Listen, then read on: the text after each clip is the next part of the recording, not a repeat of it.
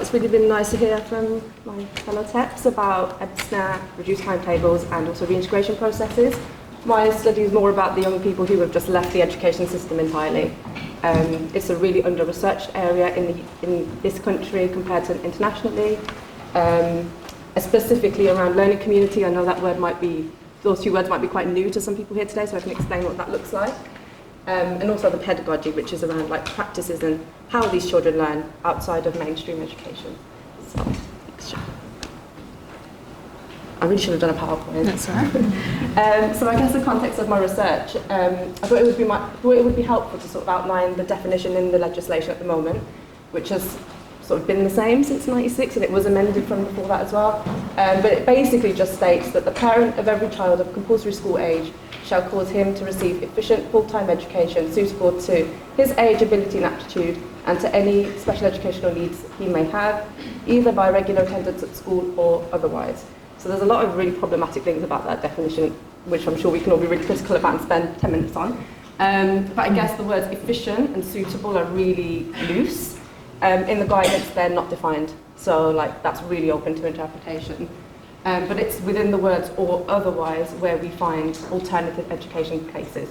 So that does include elective home education, but the word elective in itself is, I feel, quite problematic because a lot of these, from what we've heard earlier already, a lot of these young people feel pushed out of mainstream schools. So for the purposes of my study, I just said home ed because it felt quite wrong for me to suggest that it was a choice. And alternative education settings, so that could include anything, so literally anything outside of mainstream school. Sorry, Joe. I won't go too much into this, but just generally some of the motivations for home ed. I guess some just headlines that we've already heard today. Some of these might not really be that surprising from some of the young people we've worked with and some of the families we work with. But I guess just to reiterate, children being unhappy, barriers to attendance, a lot of special educational needs. Again, this group is very diverse, which is something I will come on to a bit later. That was just sort of to set the context. So home ed has actually been increasing, which I'm sure we've kind of expected. And people there's this narrative that it sort of exponentially increased after COVID, but it was already sort of increasing before that anyway. I guess it's just the narrative that it's because of COVID. And for many reasons, which I've kind of shown you. So there's been an increase in alternative spaces. So self-directed education, I guess, is more of an approach that posits that humans are intrinsically motivated to learn through their natural drivers. So you learn what you want to learn if you're interested in it, right? And that's their approach. And a lot of home educators use this approach in their home ed. And learning communities are autonomous, self-funded organisations which are founded on principles of democracy and self-directed education. And they are a deliberate departure from mainstream schooling. So they do everything differently than normal schooling. So they don't have rigid testing. Rules typically are sort of co-constructed, very collaborative. They don't have any standardisation, typically all those things that we see in schools. And Freedom to Learn is an organisation that sort of holds all of these learning communities in one place and sort of sharing of resources.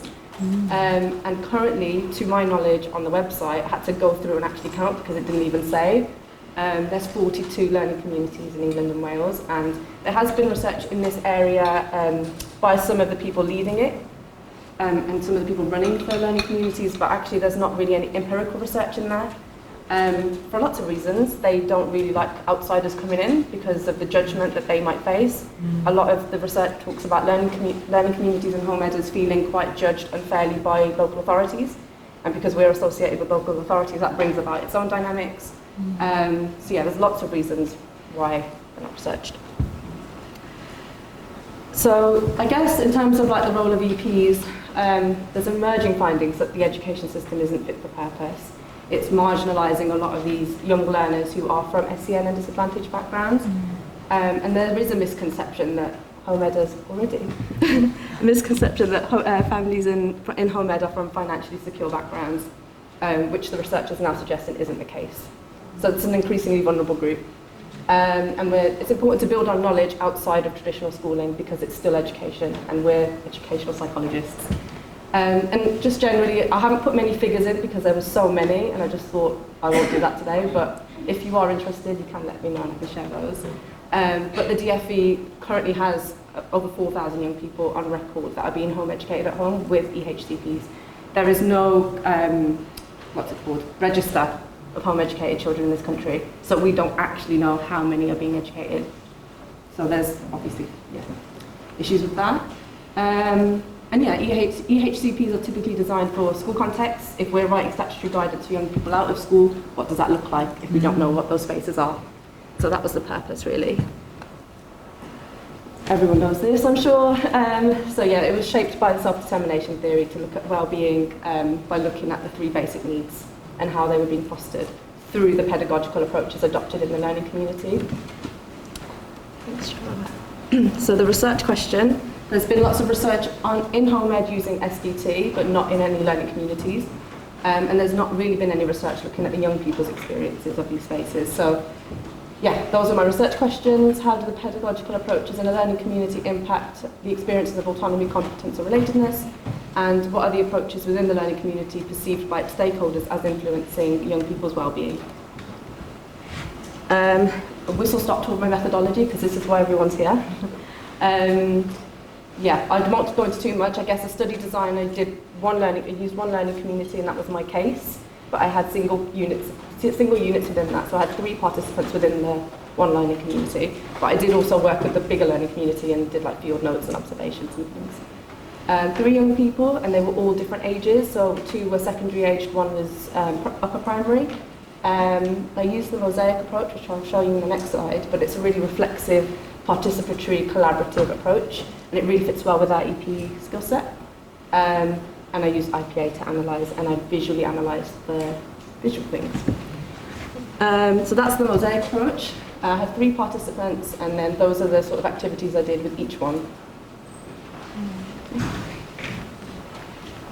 So in terms of the findings, for autonomy, it was really interesting. So they work really flexibly with families.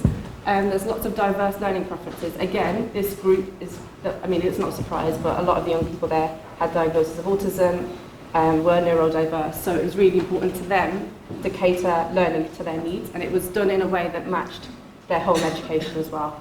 The learning community is sort of set up as a childcare, so that does mean they're regulated by Ofsted, which brings about its own complications. So they're in the learning community typically 3 days a week, from about 10 to 2-ish, so it's only a couple of hours.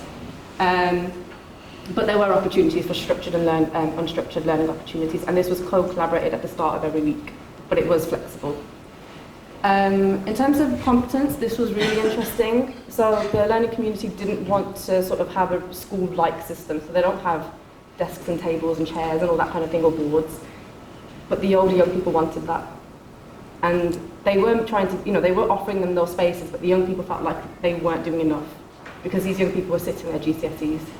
So there was a lot of questions around, this is what the young people want, but the learning community doesn't want to do anything too similar to school, so there was a bit of a dissonance there. And in terms of relatedness, lots and lots of opportunities for that. I'm sure we're not surprised. Mentors, not teachers, is what a lot of the young people said. Really unconditional positive regard, I noticed there. Really supportive in terms of like transition. Some young people coming from school into learning community were really supported in that transition. And there was a lot of spaces for them to just go and relax and sit and socialise, and loads of board games, and it's just really wholesome to see. In terms of the pedagogical approaches, again, not too surprising, but it was actually rooted in the woodlands. So when I turned up, I expected to come to a gate and see a building. Literally none of that. My maps took me, and I was literally stood in front of this green gate, and then there was just land, and I was like, am I in the right place? So it was literally in the woodlands. So we know what the physical environment and nature does for our well-being. Lots of outdoor learning, so it's all pretty exposed. They're all in the yurts, so it's just like canopied areas. So even when I went in the autumn, I didn't go dressed appropriately. So lots of focus on play. So the 12-year-olds are doing a lot of imaginary play, which was really lovely to see. We don't see that anymore, especially in mainstream school. Small groups, which we know. Again, use of flexibility, really flexible. There were no barriers to them putting in provision. They were like, we'll do whatever we have to do to support you. And actually, a lot of the young people co-constructed Brookside, which is what I pursued a name for the learning community. So I've got some pictures to just briefly show you what it looked like. So these two pictures here were in sort of this indoor, it was the only indoor area, so I tried to go there as much as I could, because it had a heater.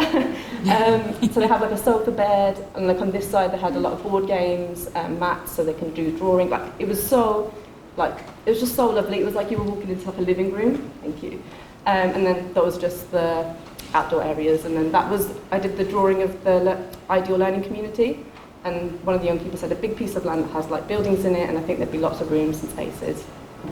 And it's very eco-friendly, so they have a composting toilet and a stone oven that the young people helped create, and they're still making new things there, so it's really lovely. And again, just some community spaces for them to be in.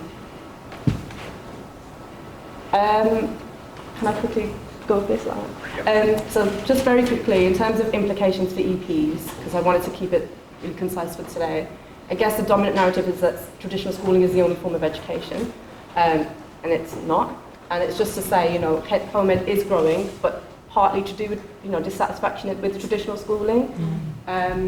It's a growing vulnerable group. They have very limited access to services in local authorities. So as soon as they leave, you know, mainstream education, they no longer have access to EPs, speech and language, and, you know, all those services within our local authorities. But also, if they want to sit exams, they have to pay for that.